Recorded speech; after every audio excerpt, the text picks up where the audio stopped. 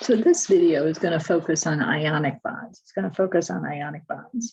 And like we mentioned in the previous video, ionic bonds are made up of cations and anions, made up of ions. So cations are going to be metals. They're going to be on the left-hand side of the periodic table. They're going to have a positive charge and they lose electrons.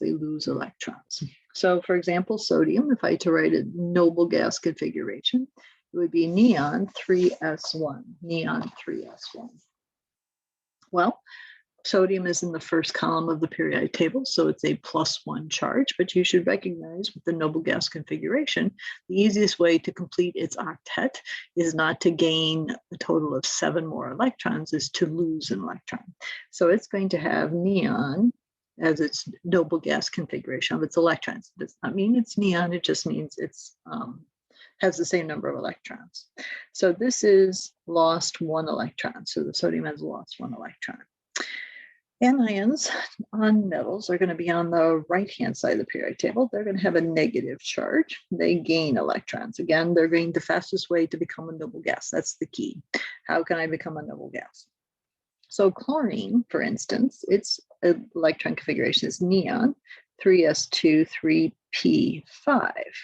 So again, the magic number is 8. I want to have 6 electrons in that p orbital. So chlorine, again, is one of the halogens. Halogens have a -1 charge to them. So Cl- is going to be neon 3s2 3p6, one way to write it. So you can see that it becomes a p6. Or you can say it becomes the next noble gas, which is argon. Okay, so this has gained 1 electron. Well, what we've never talked about with all of these ions that we've been talking about since the beginning of the year is it's gaining that electron from a metal. Okay, so whoever's losing it, somebody has to gain it. You can't just have random electrons around. So what you're going to see is for ionic bonds is that you're going to draw an arrow, okay, and you're going to write the word transfer. Okay, so the metal is going to transfer its electrons to the non-metal, and that is going to create essentially your cation, your anion. So really the ionic bond is the sodium ion and the chloride ion interacting. That's what's happening. But before that interaction takes place, the sodium ion needs to be created and the chloride has to be created as well. So it's the transfer of electrons, and then it's that attractive force, as we've talked about before, the attractive force between a positive and a negative. So we will talk about Coulomb's law again to kind of follow that. And when I write the formula, again, we've been writing formulas since the beginning. This is a +1 -1. We put it together to make it 0. So this is again coming full circle. So ionic compounds are what we call electrically neutral. So that means we are getting the charge equal to 0. So going back to the very, very beginning, we were having you put ions together and write these formulas and put some names down. We are now understanding why we could do that. Because again, things need to be electrically neutral. Ionic bonds are bonds between cations and anions, so something with a positive and something with a negative. And the key word in this definition of ionic bond is transfer. It is transferring electrons. That is how the how the ionic bond forms. So I have something with a positive, something with a negative, and once that transfer has happened, I have then the attractive force we know between the positive and the negative, the positive and the negative. So what do you have to show in order to what I call make an ionic bond? Okay, so how do I make an ionic bond? So I'm going to make an ionic bond between calcium and sulfur. I'm going to make an ionic bond between calcium and sulfur.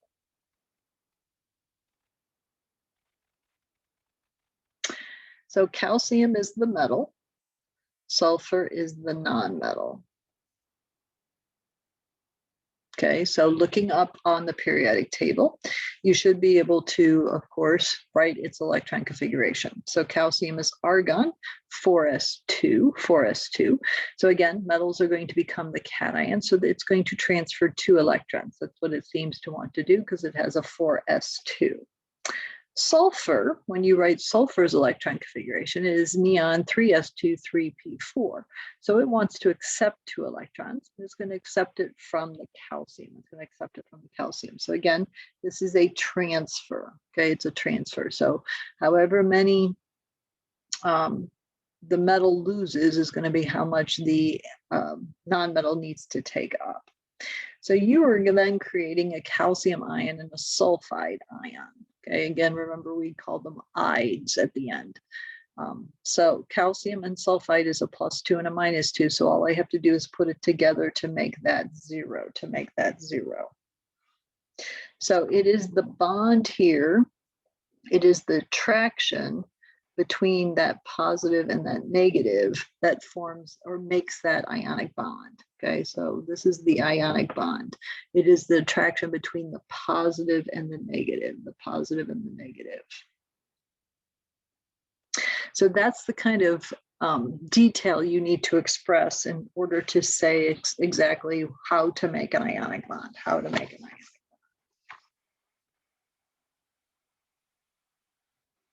So see if you could make an ionic bond between sodium and oxygen. So again, I want you to write the electron configuration for both, and then say who is transferring and how many electrons are being transferred, and write the final formula. So I'm going to pause the video. I suggest you do the same, and then we could see what the answer is. So sodium is neon 3s1, so it's pretty obvious it's going to transfer 1 electron. Oxygen is helium 2s2 2p4, so of course it wants to become a p6. But this is only giving me 1 electron. I have to get it to 0. So again, going back to the beginning, we kind of put ions next to each other, and we're like, okay, how do you get this to 0? And we're like, oh, well, we need 2 sodiums in the formula in order to get that to 0. I need 2 + 1s and a -2 to come together. And so what we do in a formula is we write it as Na2 as a subscript, oxygen as our formula for this ionic compound. And always remember, your cation is always going to be listed before your anion. Okay, your cation is always listed first, and then your anion in the formula. Okay, so that's the kind of detail you need to kind of put in order for you to get full credit on this. So again, express the fact that I need 2 sodiums to each donate 1 of its electrons so that oxygen can have a complete octet.